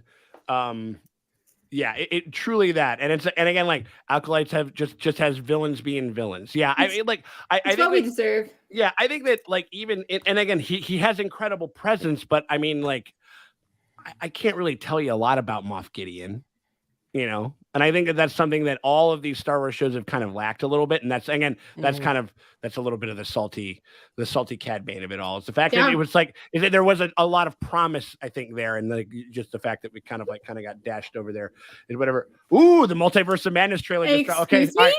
We're getting all of the, I think we're getting all of the fucking, the trailers that we're going to have to react to. The Super Bowl. We got a lot of work and we got a lot of I think it'll be fun for sure. All right. Well, I mean, I think that just about does it. And like all things Star Wars, it's about the Star Wars that we made along the way and shit like that. And I mean, and I got 4 fantastic friends over here that I really truly am. I'm very lucky. Don't forget Grogu. Oh well, yeah, he's not friends. He's family. 4. Right. Yeah. He's over there. Like but yeah, I mean, like, I just really thank you guys so much for everything and for all your contributions. Like, for me personally, on behalf of everybody else in the chat, if you guys think that the Draces and Maddie and Sam did an incredible job fucking recapping this shit, put a 1 in the chat over there. I know that's what I'm going to do. I'm putting a 1 right now. But I just want to say thank you guys to everybody who super chatted. Thank you to everyone who fucking rolled in. And just, again, also thanks to the chat and to everybody that's been calling. It's fucking hysterical. Like, everybody's been so hilarious. like throughout this whole thing, it's like, oh, the Traces are the real villains. What do you mean? What do you think? You guys are a couple of Max. You'll find out. A couple of Trace Rebos over there and something like that. You'll apparently. see. You'll see. Okay, I gotcha. You'll see. No, but like, just want to say to everybody, thank you guys so much for everything. Maddie, where can people find you over there on the internets, and what do you got going on over there? You can find me at Maddie Kay Ultra on Instagram. You can find me at Maddie Kay Plays on Twitter, and you can follow me at Hillbilly Eilish on Twitch. I stream stuff, primarily League of Legends, which the new episode of Arcane Reacts is dropping in 8 minutes. Check it out after this finishes. I'm very excited. I haven't seen it yet either, so I'm like, show me. Yeah, it's so good. I cannot wait. Watch Arcane on Netflix if you haven't yet, and make sure to follow and support Sean, Morgan, and Dustin, and my buddy Sam over here. Absolutely. And Sam, where can we find you? Where can we find you, Sam?